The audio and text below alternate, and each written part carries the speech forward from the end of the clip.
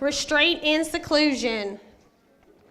These are the regulations over restraint seclusion.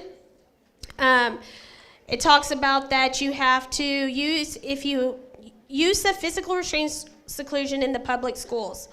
Establish requirements for use of physical restraint and seclusion in districts and notification and data reporting of physical restraint seclusion used in districts. The regulation does not prohibit lawful exercise of law enforcement duties by sworn enforcement officers. So it's different for them as it is for us. So our school officers go under different regulations than we do if we need their assistance. We have to make sure we train all employees every year and prior to the school year starting. And you have to make sure that all the state administrative regulations are talked about. We have to make sure that we include our LaRue County policies and that we include all of our staff and contractors that will be working with our students. And we must include law enforcement officers directly employed just so that they know how our policies work. We're going to talk about behavioral supports. We're going to talk about interventions and reinforcements, and that's going to come more from Aaron. We're going to talk about crisis prevention techniques, de-escalation strategies and techniques, on how to respond to behaviors, and then proper use of seclusion. Now, seclusion in schools, honestly, is not something that we use. You should not be using seclusion. That means when you take a kid all by themselves and there is not anybody to monitor them. And then monitoring and addressing physical signs of distress. Every school has a team. Aaron has trained them in SCM that are going to be your first responders when you have a situation that is a crisis. All school personnel shall also have a written or electronic communication from the district identifying the core team. So Aaron has sent me the email on every school on the people that are on the team that are trained in order to do physical restraints. In each school, you should also have annual training, appropriate procedures for preventing, because that's always the last resort. You only want to do physical restraint if they are harm to self or others, and if that is all that there is left to do to maintain the safety of the student. Description and identification of dangerous behaviors that may indicate the need for physical restraint. And you have to make sure to determine whether the use of physical is safe and warranted. So that's where I say they have to be harm to self or others. It has to be that you are trying to maintain the safety of the student. Experiences of administering and receiving physical restraint include monitoring physical signs of distress. That means when you see a child that you know their triggers and you see them starting to get worked up and you're able to intervene. If there's medical needs too, you need to make sure you know that too. Anytime before you restrain a student, you need to make sure you know that. Instruction regarding documentation. There is a form on Infinite Campus. If you have any questions or need help with that, that's something we can help you with. You also need to make sure that your core team is very good at preventing the use of physical restraint, because we really don't want to do that. It has to be last resort. We have to ensure that all school personnel are aware of our restraint and seclusion policies, which we just talked about. We have to also ensure parents are notified how to access the policy. So in the handbooks, when they get their handbooks, it states in there the discipline. And that they are designed to ensure the safety of all students, personnel, and visitors, and require student personnel to be trained. So all of our teachers and staff that are trained in SCM, they do it annually so that they can keep their certification. We have to outline the procedure to be followed during and after each restraint, which means you got to notify your parent. You got to make sure you have 24 hours to do the documentation in Infinite Campus. And then you have to make sure you have a process for the parent, the youth, to be able to request a debriefing session. So if they have a question, you need to be able to explain why you had to have a restraint. You have 24 hours, like I said, to KDE and local law enforcement in the event of a death. We won't have any of those situations. risk of death, extreme physical pain, protracted, obvious disfigurement, anything that happens to the student. And really, you should let your principal know. You need to let the nurse know so they can look them over too and make sure that there's not anything wrong. There's been recent cases I know you've seen in Jefferson County that didn't end very well. So you just got to make sure you cover all your bases and make sure you notify your principal and the nurse to be able to look at the student to see if further medical assistance is needed. Make sure that the procedure is outlined with the parents and that they can submit a complaint if they need to and want to of the physical restraint or seclusion of their child, which shall require the district to investigate. We will have a written report after we do the investigation. If it's appropriate, we will take corrective action plan. And outline a procedure to regularly review data on physical restraints and seclusion usage and revise policies as needed. So at the end of the year, we have a Safe Schools report, and actually the state pulls all of that data and lets us know our percentages of how many times we've done physical restraints and things like that. And if it's too high and everything, that means I will get some data back that will say we need to do some things extra in order to make sure that we have some good policies in place so that we can lessen that percentage. Appropriately trained core team members, except to the extent necessary to prevent physical harm to self or others in clearly and unavoidable emergency circumstances. So there are always situations, if it just comes down to it, in order to keep kids safe and the people safe, then you do that. Then all school personnel with basic training on the regulation and how to reduce the need, which we just talked about. After a restraint is done and everything, the teachers will talk, figure out what was their trigger and how can we do something different the next time so you don't have to go to doing that again. Physical restraint, this was a big topic for a long time about property damage, because sometimes people would feel like that wasn't really necessary because they weren't a harm to self. However, property damage, you're throwing things, you could harm somebody. So it's when property damage, when necessary, to prevent intentional or wanton property damage, theft, or a felony involving the use of force. So if they're taking things, they're trying to grab things, they're trying to throw things at you. If less restrictive behavioral interventions have been ineffective in stopping the imminent danger of physical harm to self or others, except in a clearly unavoidable emergency situation posing imminent danger of physical harm to self or others, which that's what we just said. So less restrictive behavioral interventions are always what you use first, because actually in the document it will ask you, what did you do prior to using the restraint? When implementing the physical restraint, school personnel may use only the amount of force reasonable. So in SEM, you have 10 minutes of a total hold. You can't hold a kid just for 10 minutes just to hold them. Once you feel like things are relaxed and okay, you may let go. So as soon as it's done, you let them go, let everybody be able to process and take some time. We cannot use it, nobody uses it for these reasons, as a punishment or discipline. You can't say, if you don't do this, I'm going to restrain you. We don't do that. You cannot do it to force them to do some work. You can't use it substitute for appropriate educational behavioral support. You cannot use it to prevent property damage. It's in when they're doing it. And as a routine of school safety measures. And please don't use it for a convenience. I don't know anybody that would do that. So we are not allowed to use mechanical restraints. We cannot use chemical restraints. Aversive behavioral interventions, physical restraints that is life-threatening, prone and supine restraints. Years ago we were able to, and we cannot use those. So the staff knows that physical restraint is contradicting or based on the student's disability, healthcare needs, or medical or psychiatric condition. So it has to be because of, you have to know those things before you do those, okay? If you don't know what is wrong, if you have a child that's been abused or anything like that, that's the last thing you want to do too, because you're going to re-trigger them, Okay, so do not do any of that.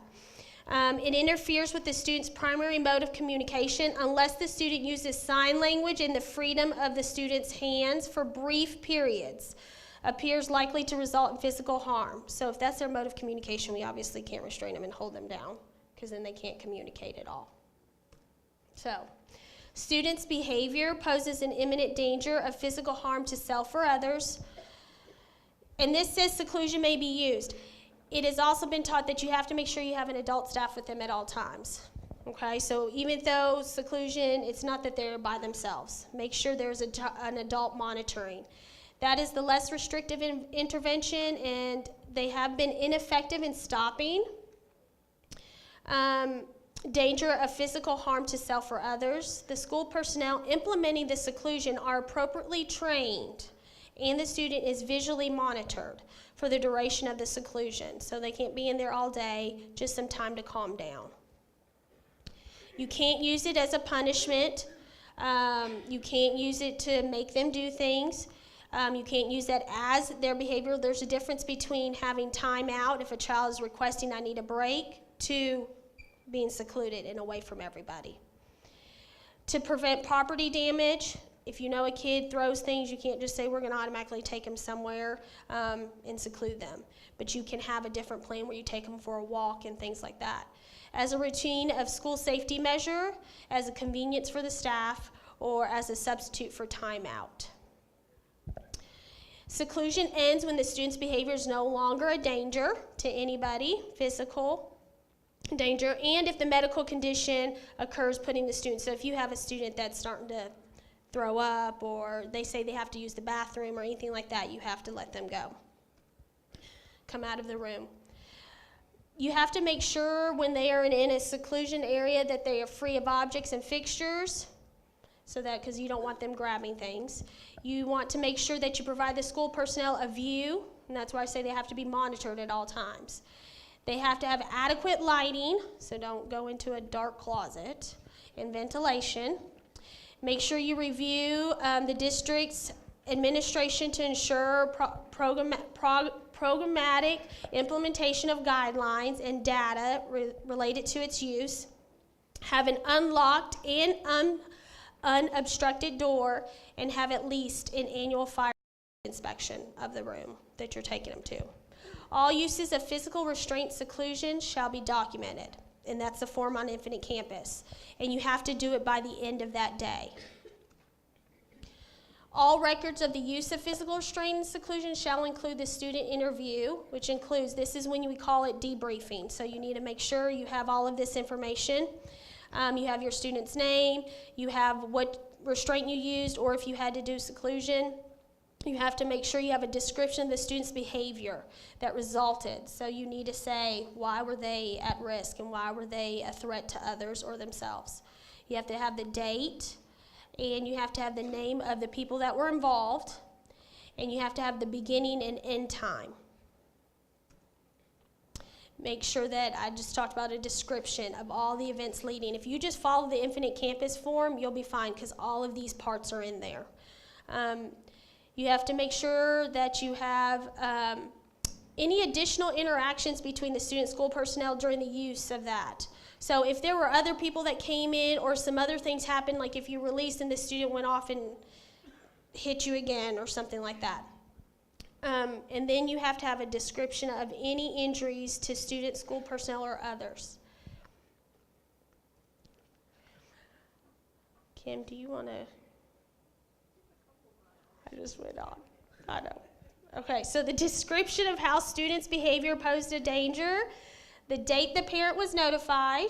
Make sure you make a phone call. I know you can just write a letter, but I highly recommend you make a phone call. That just shows the parent you do care. That just shows the parent that you're aware of the situation. You want to talk to them about it so that you can put some better things in place. Description of the school personnel response to the danger of the behavior. So if one person had to go notify somebody and another teacher had to do this, you had to make sure you're naming what each person is doing. And then a description of the planned positive behavioral interventions which shall be used to reduce the future. So that's just re-looking at their plan and saying, what are we going to do tomorrow if this happens again or in the future? Documentation of a referral. Most of our students will have an IEP. If they don't, that might be if we have, after we've done some RTI, behavior RTI, then we might need to look at what can we do the next steps. If the student has a 504, we can look at that, or if they need to be referred for one. But the documentation is so that we can help the student decline in these. Parent notice. If the student is not emancipated, the parent shall be notified, which means they're not in state custody and things. You have to let certain people know. You have 24 hours. If the parent can't be reached, then that's when you do the written communication. And you can send it home or you can mail it. The principal has to be notified, of course, because so if the parent calls, and then that way they're able to explain things and do what they need to do on their end. By the right, the parent or emancipated student may ask for a debriefing session. So a parent may say, hey, can we talk and have a conference? You could simply do it over the phone also. The debriefing session shall occur as soon as possible, but not later than 5 days. You want to do it as soon as possible so we don't have to rehash everything out and then everybody gets upset again. And then you have to make sure you have documentation. If there's a delay, then make sure you have it written out that says why and when you're going to meet. The following persons shall participate in the debriefing session: the implementer of the physical restraint, so the person that was doing the restraint, at least 2 other school personnel who were in the proximity of the student immediately before or during the physical restraint, the parent, the student, or the student who is not emancipated if requested by the parent, so they can or cannot be there. And then, if appropriate, somebody from the administration office. If it's an ARC, of course, I will be there, and anybody else that needs to be on the team, 504 or RTI. Identification of events leading up to the physical restraint. You need to have consideration of relevant information in the student's records. And that's where I say you have to understand and know the student. Planning for prevention and reduction of the need for physical restraint or seclusion with consideration of recommended appropriate positive behavioral supports and interventions to assist school personnel responsible for implementing the student's IEP. So we need to make sure we get together as a group to make sure we have everything we need in place so that student can be successful.